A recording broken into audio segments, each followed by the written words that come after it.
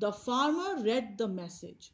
After the meal was over, he went to the kitchen. Now, whatever was written on that piece of paper, the farmer read it, but he kept on sitting there because it would have been very rude to leave the dining table in the middle of the lunch. So once the meal was over, once the food was finished, the lunch was over, he went to the kitchen. How did you know we stole the ring? Now, when he entered the kitchen, all three of the servants were standing waiting for him. And the moment he entered the kitchen, one of the servants said that how the detective knew that they had stolen the ring.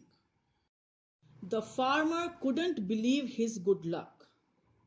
Now, when the three of the servants unknowingly accepted that they had stolen the princess's ring, the farmer could not believe his luck, because he never suspected the servants to be the thieves. Actually, because he was not counting them as the culprit, but he was counting the dishes. But because the thieves had stolen the ring, they thought that the farmer was identifying them as one of the people responsible for the missing or the stolen ring. So he quickly realized that these three servants have stolen the ring, and he could not believe his luck. So they stole the ring, and he thought, okay, so that means these people are asking me how I knew that they have stolen the ring. That means they are the thieves who have actually taken the princess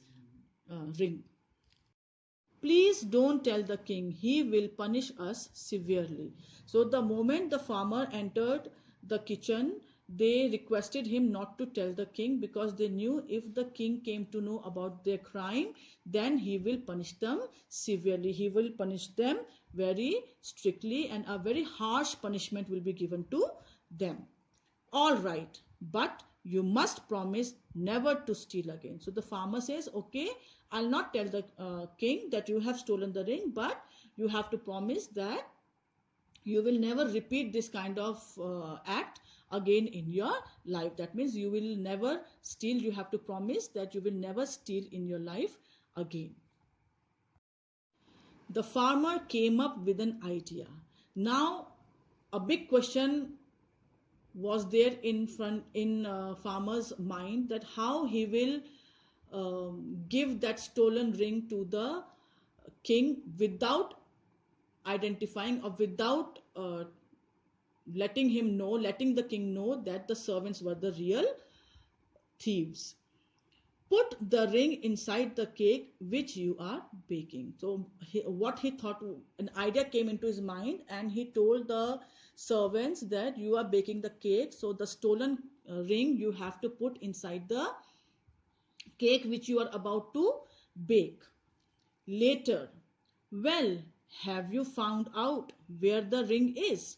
So when all the lunch was over and it was time for the dessert, the king asked the farmer if he knows or if he has found the ring.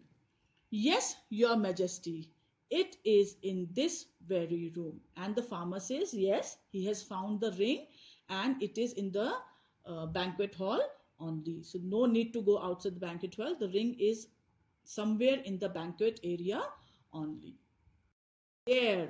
So he points at a piece of the cake which was sliced to be served, and he points, and the ring was visible in it. So he looked at the piece of the cake and pointed at it and told the king that the ring is inside the cake.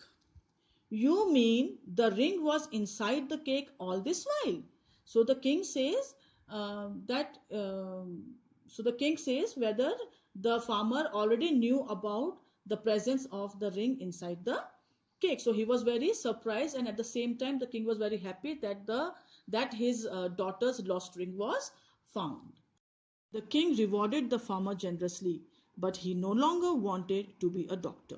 When he reached home, he took off the signboard and dumped it into the bin.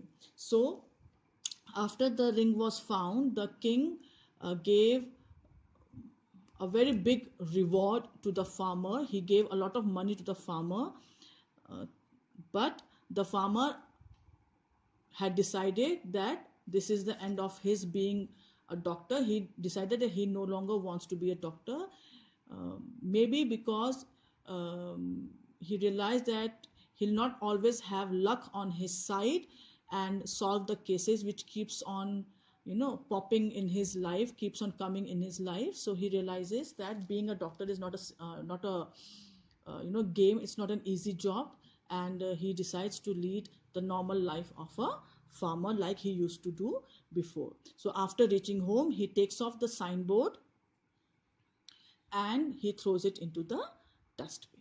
So that brings us to the end of our first chapter.